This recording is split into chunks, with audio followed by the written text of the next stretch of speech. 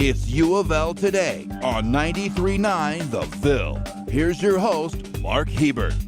And welcome to UofL Today with Mark Hebert on 93.9 The Ville. This is the show about all things University of Louisville. So we hope you'll stick around for the next half hour or so and learn a little bit about the academics and the research going on at UofL. On the show today, when parents argue and fight, it has an impact on the kids, as you might imagine. Is there a program for helping couples tone it down and keep their kids mentally healthy? We'll talk to a couple of UofL researchers. And not a lot is known about kids and epilepsy, but we'll have a research specialist here to tell us about that as well. But first, congressional hearings for President Trump's nominee for the U.S. Supreme Court are starting in September. And while that'll be a big deal in the public's eyes, there's much more going on in the federal judiciary during the Trump administration and even during President Obama's administration. Laura Moyer is a political science professor at UofL who has a special interest in the politics of the federal court system. Welcome, Laura. Good to see you again. A pleasure to be here. So these hearings are going to be starting here, I don't know, what is it? September 4th. September 4th on Brett Kavanaugh, President Trump's nominee. What do you think is going to happen? Well, I think it's very likely he'll be confirmed. Right now, the Democrats are doing everything they can to try to get as many documents as they can. He has a substantial paper trail from his time working on the Bush administration. And the National Archives will not turn over documents from his time there unless the committee chair requests them. And so far, Chuck Grassley is not willing to request those documents, which means that the millions of documents that he has generated are now being vetted by a former George W. Bush aide to determine which are germane to the process. So the Democrats are kind of looking for a Hail Mary, I think, to find something that they might be able to attract. A couple of Democratic senators have also said that they're going to vote for the nomination, haven't they?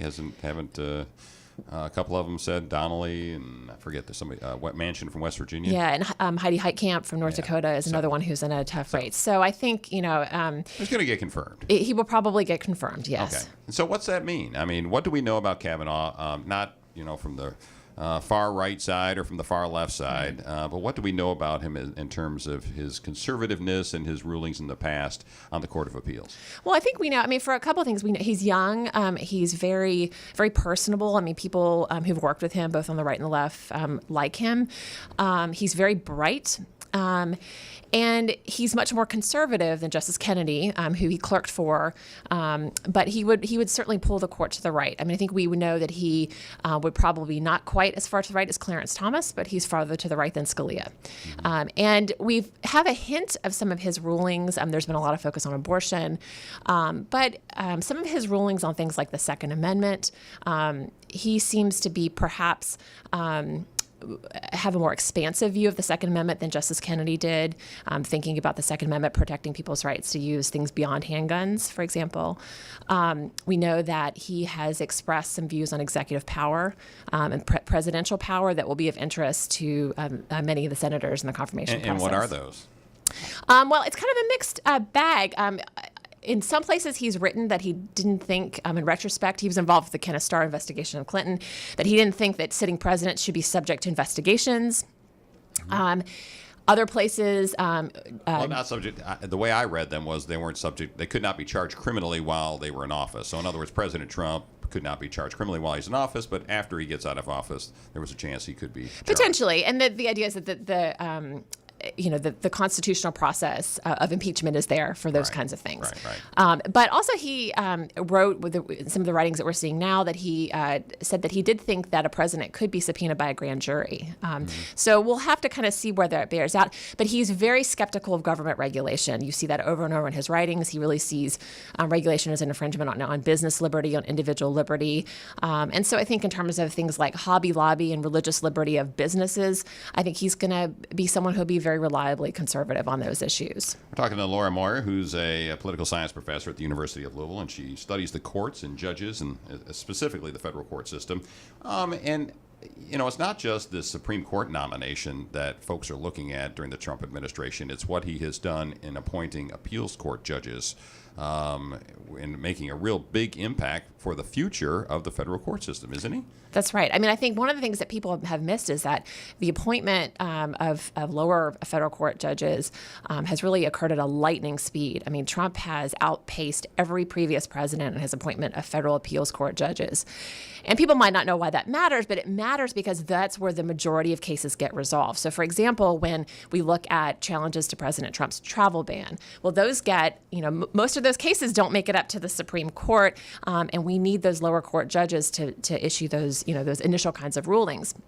And so, as a basis for comparison, the last 2 years of Obama's presidency, Senator McConnell was sort of part of a strategy to really slow down the president's ability to nominate judges to those vacancies.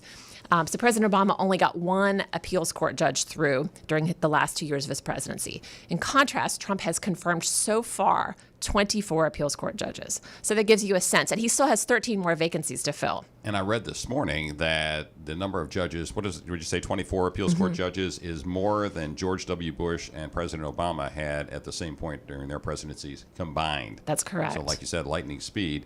And what's happening on the lower levels, down on the district court levels, here, like we have district court judges here in Louisville That's and right. Owensboro and those places.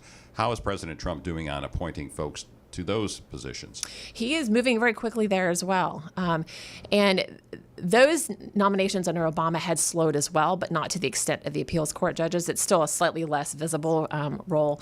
But the Federalist Society has been very helpful to the presidential administration in coming up with a list of names of people that would be palatable to conservative groups. And so the president has drawn very deeply into that list. And one of the things that's very interesting about Trump's appointment strategy is that this is one area where he seems to be willing to kind of defer to people who are quote unquote experts. And so a lot of these judges are quite conservative, but honestly, they would probably be the same kind of judges that if we had had a Ted Cruz as president, for example, we would expect to see. So should liberals and moderates perhaps be alarmed by the choice of the Trump judges and also by the frequency and the ability to get these through the nomination process? I think there's two things. I mean, I think that without a question, this is going to change the content of the law. And that will have effects for people even trying to get access to the courts. And we know, for example, the Roberts Court has been very friendly to business, makes it more difficult, for example, class action lawsuits to be filed. And so this will have an effect on real people's lives. But I think something that people may miss is that the process has changed in such a way that this is really troubling going forward, because there's very little incentive now for the parties to work together in the Senate to get consensus choices through, even people who are quite qualified. And so I'm concerned that one of the things that has been lost in this race to appoint so many judges is goodwill on both sides. And in the future, let's suppose we get a Democratic president a couple of years from now. The same could be true if we have a Republican Senate, they just hold up all the nominations, or if you have a Democratic Senate, they rush through all these nominations, and you have the same problem swinging back the other way, don't you? Right. And I think, the judges that come out of this process has become more polarized. Those judges are more polarized too. And for example, one of the things that we have seen on the Supreme Court, so 2010 was the first time that on the Supreme Court where ideology and party matched up. And that seems like not a very surprising thing to say, except that previous to that, we had Republican appointees like John Paul Stevens who voted with Democratic appointees. And when Elena Kagan came onto the court, things line up in a very polarized way. And we see that as part of our kind of national problem with polarization. We're talking with Laura Moyer, a political science professor at the University of Louisville. And we'd be remiss if we didn't mention Senator McConnell's role in all this. He's the Senate leader, Senate Majority Leader, and he held up Merrick Garland's appointment to the Supreme Court, or nomination process to the Supreme Court. He is in a very, very powerful position to decide what's going to happen in the federal court system and on the Supreme Court for the next 30, 40 years, isn't he? Right. I mean, I think he sees this as his legacy. And you have to remember that there were a lot of conservatives who were not excited about voting for President Trump. But the one issue that seemed to sort of persuade them was the courts. And so McConnell is very savvy. He understands that. He understands that people don't pay attention to lower federal courts. And so you're not going to lose any votes over dragging your feet with Obama's nominations. And I think think they were willing potentially to play it out if Hillary Clinton had been elected president, to continue to kind of block and obstruct until they could get a Republican president. So he has been probably, I think, one of the most important players in shaping how this process has unfolded. Laura Moyer, always a blast talking to you. I could talk for another 15, 20 minutes about this stuff. We probably need to move on. Thanks for showing up on the show. Okay. Kids who grow up watching their parents fight all the time are perhaps less likely to develop healthy relationships themselves, but there's a program out there that can apparently help. Emma Sterrett-Hong and Becky Antle are faculty in the Kent School of Social Work, and they're here to talk about dysfunctional families and what can be done to help them. Ladies, good to see you. How you doing? Great, thank you. All right, well, tell me a little bit about this research and this study that you've done on healthy relationships and how to get parents to behave a little better. Why don't you talk about that? Yeah, so this particular study is a follow-up study to a large grant that Becky got on healthy relationships and providing healthy relationship education to families in the community. And so she has a really large body of research on this subject and had already done sort of the main studies looking at, okay, does this program actually help parents as far as reducing physical abuse, emotional abuse, isolation? And so we kind of wanted to see, well, how else might it be helpful?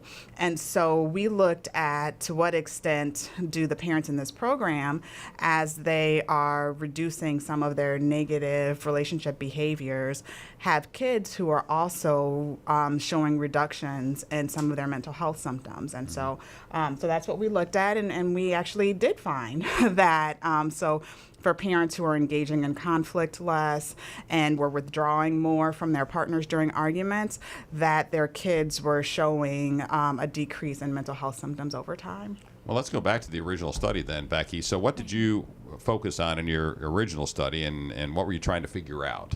Right. So the original study focused on a program called Within My Reach, which is a healthy relationships program for low-income individuals. So unlike traditional relationship education, instead of working with couples, it actually worked with people individually. We were targeting low-income individuals who were being served by the neighborhood place organizations. So those folks experience a number of risk factors, not only for their relationships, but just across the board in terms of negative outcomes. And so this program was administered over the course of 5 years. We served 900 people, and this is a 16-hour program. We typically delivered it in 4 4-hour sessions. The emphasis was on the impact of relationships on multiple areas of life, on your parenting, on your occupational well-being, on your health, etc. And it taught folks healthier approaches to communication and conflict resolution, to relationship selection, and a number of other domains. And interestingly, and one of the reasons we anticipated the results that Emma found is that people anecdotally reported that they took these couple relationship skills and also used them in their parenting. And so they were able to communicate in healthier ways with their children, resolve conflicts with their children in healthier, more productive ways. So what we found in that original study is that not only did it improve couple relationship satisfaction, quality, communication, conflict resolution, but we also found significant reductions in multiple forms of interpersonal violence. So Emma mentioned physical abuse, emotional abuse, multiple forms of power and control that have historically been associated with that at-risk population. So, Emma, in your study then, how many couples did you have? So they were individuals, and so there were they were 347. So individual adults participated, and you didn't necessarily have to be in a couple. Right. So it was really a prevention program to try to prevent negative, healthy relationship behaviors. And as you were studying either these single folks or these couples that were trying to raise their kids and also having these problems in the home, what did you find? I mean, did you look any deeper into what was actually going on in some of these households? Were they having violent fights? Were they just arguing? Did they demean their kids from time to time? What were the dynamics going on? So, and some of the previous work I do know that they found that there was some violence, even though it was a prevention program. So it wasn't for couples who were already engaging in interpersonal or intimate partner violence, but that there were some of the participants who were already engaging in all of the forms of abuse, physical, fighting, but also kind of isolating their partner from others. But in some cases, that wasn't necessarily the case. So that wasn't the case for all of the individuals who are participating in this. Now, as far as their specific parenting behaviors, we did look, we had one measure of that was parent-child relationship quality. Because it was focused more on couple relationship dynamics, we didn't necessarily Becky's team didn't set out to study parenting behaviors per se, so we don't have as much information related to that. But we can certainly see the outcomes, and we did look at the mental health symptoms of the children, and so we were able to see that those were decreasing for parents who were improving in their relationship behaviors. Another finding from the earlier research was related to family cohesion. So that was another measure that we administered, was an instrument called the FACES, the Family Cohesion Scale. And we did find a significant improvement in family cohesion as a result of participation in the program as well. What does that mean, family cohesion? The sense closer? of togetherness and communication, the connectedness of families. So do family members talk to each other? Do they know what's going on in each other's lives? Do they attend each other's significant events? Do they feel emotionally connected and supported by one another? And we did see an improvement in that as well. So independent, and that really has more to do with parent-child dynamics than with the couples. So we saw changes at both levels. We're talking with Becky Antle and Emma Sterrett-Hong from the University of Louisville's Kent School of Social Work. How did you measure that the kids were doing better mentally when their parents or their significant caregiver was in a much better space mentally and was not engaged in a lot of conflict? So we used a scale that's been well validated and used in pediatric offices. So the pediatric symptom checklist is what it's called. And so it's a really brief measure. It's 17 items, so parents can fill it out in like 5 minutes. And it covers, though, a wide range of mental health symptoms, so anxiety, depression, behavior problems. And so, again, it's just a really useful tool where parents don't have to spend a long time filling it out, but it gives some useful information. And so then we looked at the beginning of the study. So Becky had mentioned that it was a 4-week program. So we looked at how the parents were rating their kids at the beginning of the program compared to how they rated them at the end of the program. And is there any motive to look long-term at some of these kids to come back 5 years from now and see how well-adjusted these kids are in the future? Sure. So we did do follow-up research with the individuals, the adults who participated in the program. We did follow-up data collection at 6, 12, and 24 months. The grant has since ended, but certainly down the road it might be of interest to go back and see not only how the children are functioning in terms of their mental health, but we're also very interested in their relational functioning, because we know that many people learn their relationship behaviors through modeling of their parents, and our hope is that by teaching these parents healthier couple relationship skills, that they're then able to model those for their children who can experience better relationship outcomes. Talking with Becky Antle and Emma Sterrett-Hong from the University of Louisville's Kent School of Social Work.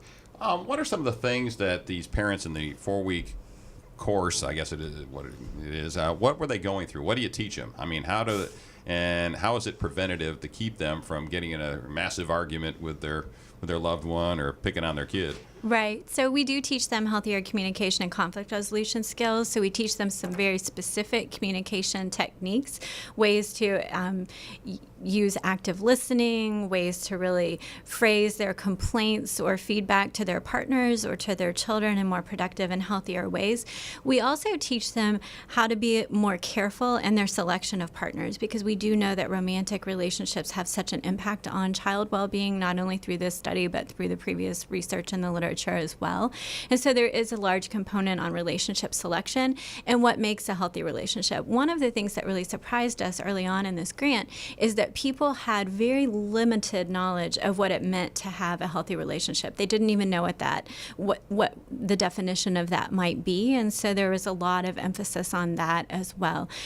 We taught people to look at their own families of origin and the skills or knowledge or ideas that they brought from that. brought to relationships, possibly histories of trauma, their personalities and how those play into relationships, etc. So there were a number of pieces, not only what the individual brought to the relationship, but then also some very specific coaching on how to have healthier interpersonal dynamics as conflicts arise. All right, so Emma, what's the bottom line coming out of your research and the work you've done? What's the bottom line for parents and for either single parents or couples regarding the relationships and how it impacts their kids?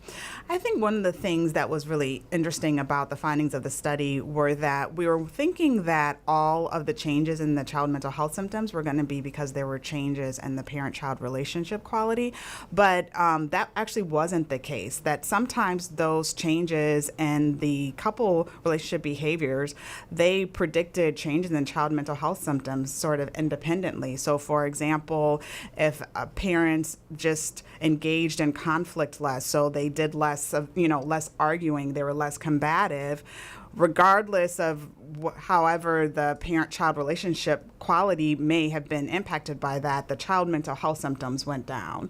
And so there are definitely just benefits to engaging in healthier relationships because your kids are watching. Okay. Again, it's Emma Sterrett-Hong and Becky Antle from the Kent School of Social Work. Thanks for being on the program. Appreciate it. Thank you. Welcome back to UofL Today with Mark Hebert on 93.9 The Ville. I'm now with Karen Skjei, who's an assistant professor of pediatric neurology at the University of Louisville, and she's also the director of the Epilepsy Monitoring Unit at Norton Children's Hospital. We're going to talk about epilepsy in children. First of all, welcome, Karen. Good to see you. Thank you very much. Epilepsy in kids, we hear about it in terms of kids that have autism from time to time, but we don't hear much about it otherwise. Is it a big, widespread problem with kids or not? Sure, that's a great question. So about 3 to 5% of children have epilepsy, and those can be children who are neurologically normal or children with autism and cerebral palsy. It depends what the etiology or the cause is.